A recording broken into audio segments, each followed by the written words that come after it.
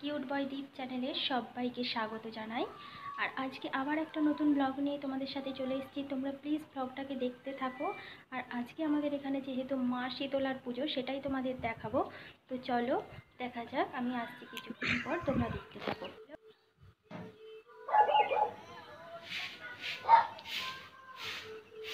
ওরা এখন ঘুমোচ্ছে, পাপা, স্পন্দন, ওরা সব ঘুমোচ্ছে, তাই আমি এখন বাইরের কাজটাই করে নেবো আগে।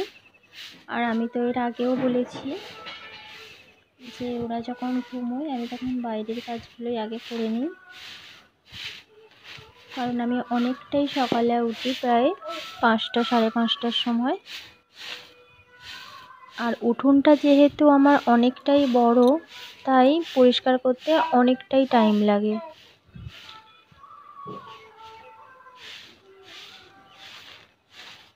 তোমরা ব্লগটা দেখতে থাকো প্রথম থেকে শেষ পর্যন্ত, তবেই কিন্তু বুঝতে পারবে।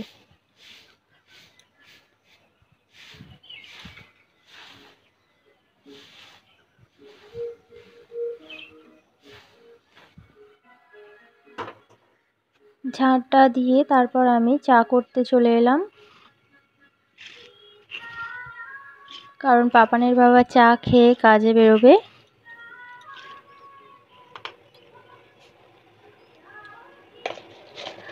আর বন্ধুরা, আমার যদি কোনো কিছু বলতে ভুল হয় তো তোমরা প্লিজ একটু ম্যানেজ করে নিও, কারণ ভুল তো মানুষেরই হয়।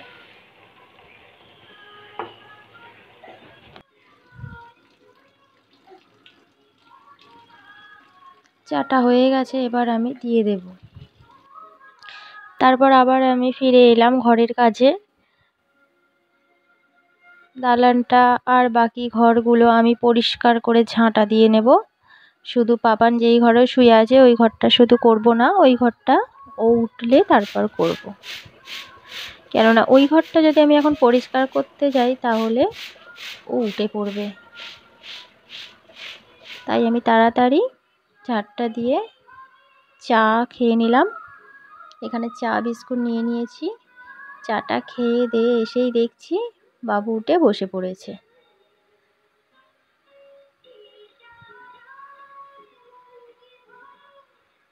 বাবা বাবা বলে ডাকছে।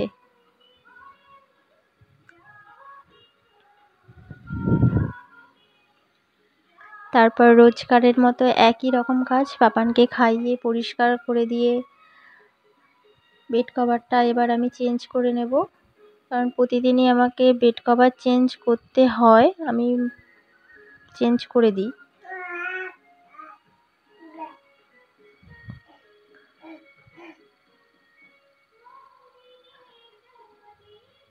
পাপান কিন্তু ওখানে বসে বসে অনেক কথা বলছে, বাবা বলছে, দাদা বলছে, কাকা বলছে।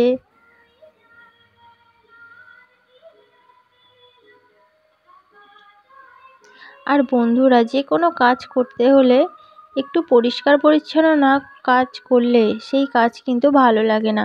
আমারও কাজ দেরি হোক, কিন্তু আমার কাজ করতে খুব দেরি হয়, এই জন্য বাবান বসে থেকে থেকে বোর হয়ে যায়। আর এই বিছানা গুছোতে তো আমার প্রচণ্ড লেট হয়।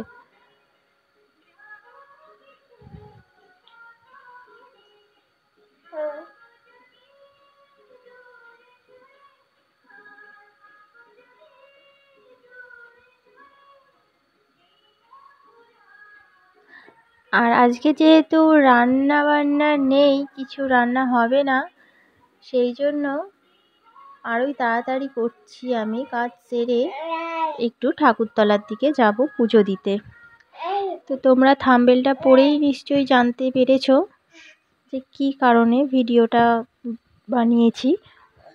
তো তোমরা দেখতে থাকো, তোমরা দেখতে পাবে। আমরা যাব মা শীতলার মন্দিরে।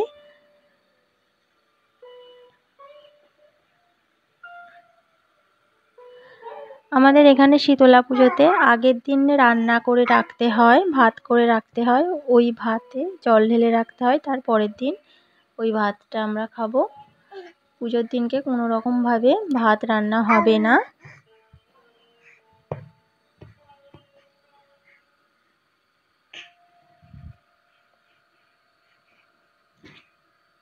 তো ওই দিকটা আমার গুছোনোই হয়ে গেছে। এবার ওই দিকটাতে আমি পাপানকে বসিয়ে দিয়ে আমি এই দিকটা গুছিয়ে নিচ্ছি। আমার যেহেতু দুটো বেড পাতা আছে ঘরে, সেই জন্য আমায় ডবল বেড কভার পাল্টাতে হয়।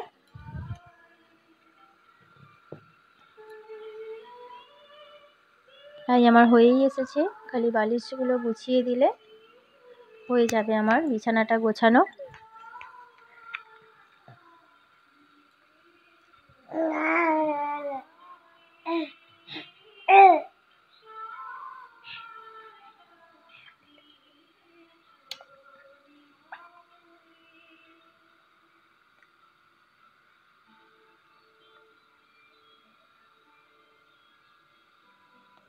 তো তোমাদের বন্ধুরা কাদের কাদের ঘরের কাজ করতে ভালো লাগে তারা অবশ্যই জানাবে।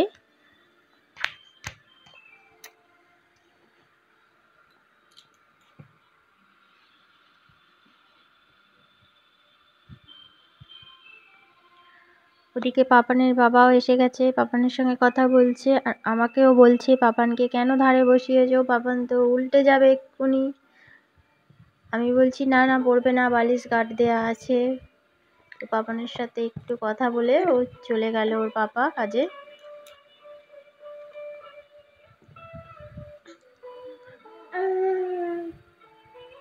সারাদিনও আমার কাছেই থাকে, এভাবেই আমাকে কাজ করতে হয়। আর পাপানের দাদার স্পন্দন, ও সকালবেলা টিউশন যায়, বিকালে টিউশন যায়। আর এখন যেহেতু গরমের ছুটি, এখনও স্কুল খোলেনি আমাদের এখানে, তাই স্কুলে যায়নি। না হলে স্কুলে চলে গেলে পুরো সারা দিনই আমার কাছেও থাকবে। এখন তবু একটু নেয় ওর দাদা।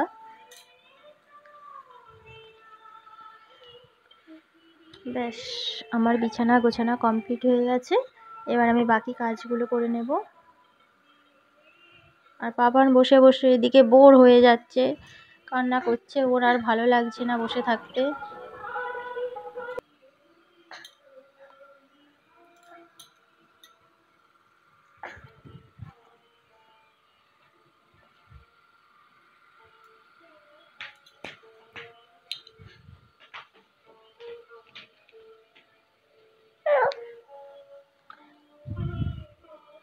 বন্ধুরা, শুধু তোমাদের জন্য আমি অনেক কষ্ট করে ভিডিওটা বানিয়েছি। তোমরা প্লিজ ভিডিওটা দেখো আর চ্যানেলটিকে সাবস্ক্রাইব করে দিও, লাইক করে দিও, কারণ আবার নতুন নতুন ভিডিও দিলে ফার্স্ট তোমাদের কাছে চলে যাবে। আর আমারও খুব ভালো লাগবে ভিডিও বানাতে, তোমাদের সাপোর্ট পেলে।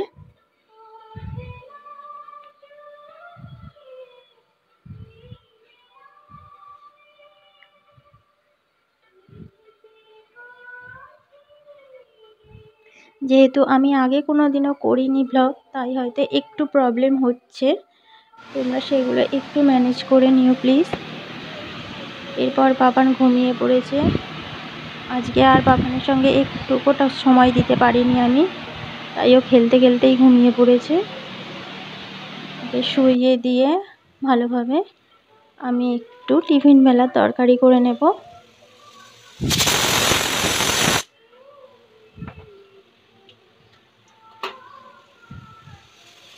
আমি একটু ঘুগনি বানিয়ে নেব।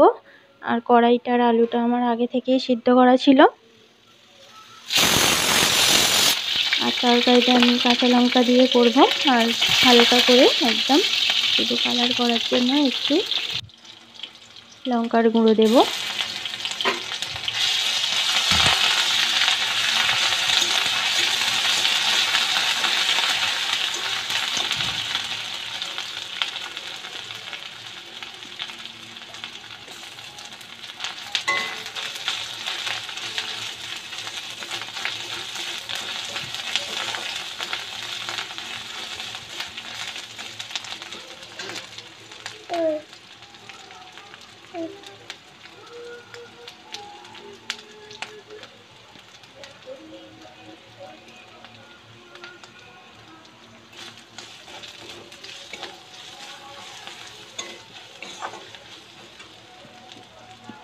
আর ওই দিকেও আমার কুকারে আলু সিদ্ধ হচ্ছে, ভাত খাবো বলে।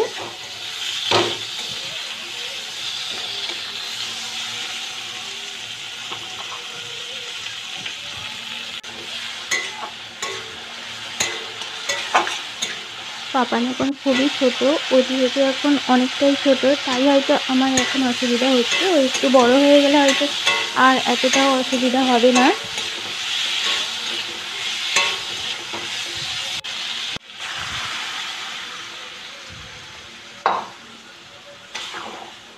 তো তোমরা কিভাবে করো ঘুগনি তোমরা জানিও। আমি এভাবেই করি। আর আলুগুলো আমি এভাবেই বড় বড় করেই দিই ঘুগনিতে। তারপর লাস্টে আলুগুলো একটু খুন্তি করে ঘেঁটে দিয়ে ভাজিয়ে নিয়ে একটু ঘাটা ঘাটা হয়ে যায়।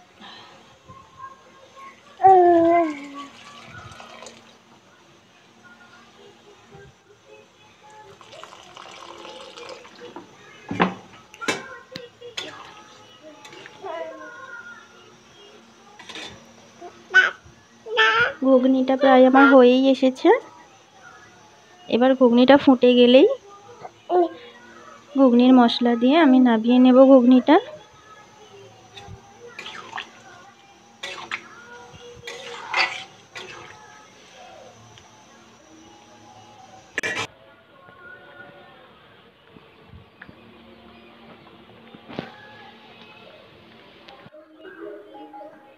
এরপর চলে এলাম পাপানের কাঁথা শুকনো করতে দিতে।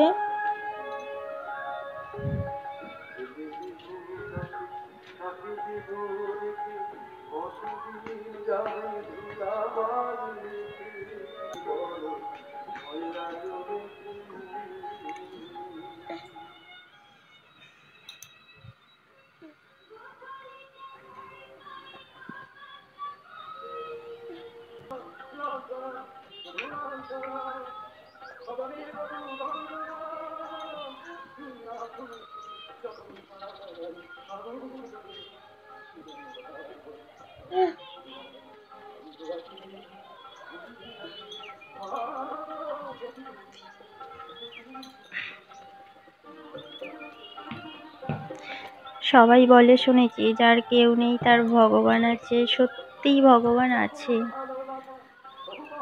কারণ আমার ছেলেকে আমি বসিয়ে রেখে সব কাজ করতে পারি।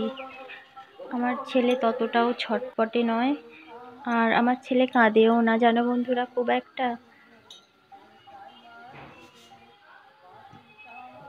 এই দেখো আমার পুরো সব কিছু কমপ্লিট হয়ে গেছে। এবারে আমি পাপানকে স্নান টান করিয়ে দিয়ে আমরা বেরিয়ে পড়েছি পুজো দিতে। তো স্পন্দন যাচ্ছে, সামনে ওর বড়মা যাচ্ছে। আর জানো বন্ধুরা, আমাদের বাড়িটা কিন্তু পাড়ার ভিতরের দিকে না, আমাদের বাড়ি হচ্ছে মাঠের ধারে।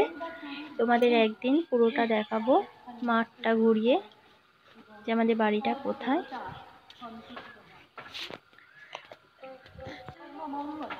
আর আমরা যাচ্ছি মাঠেরই আল দিয়ে।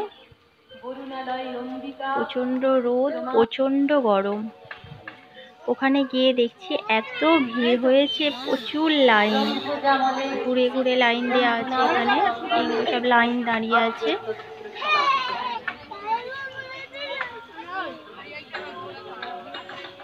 কি হলো? এটা হচ্ছে মা শীতলা মায়ের ঘাট।